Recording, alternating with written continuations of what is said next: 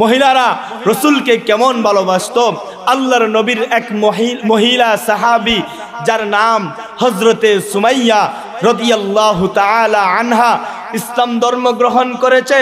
এই সংবাদ আবু জাহেলের কাছে পৌঁছে গেল। মুহাম্মদ এবং তার রবের উপর সুমাইয়া ঈমান এনেছে। মুহাম্মদ এবং তার আল্লাহর উপর সুমাইয়া ঈমান এনেছে।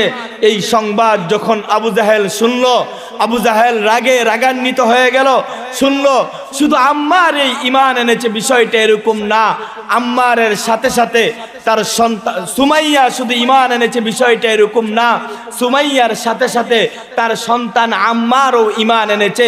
এই সংবাদ যখন আবু জাহেল শুনল, আবু জাহেল লোকদেরকে বলল, যাও আমার লোকেরা যেখানেই সুমাইয়াকে পাবে, যেখানেই আম্মারকে পাবে, আমার কাছে ধরে নিয়ে আসবে।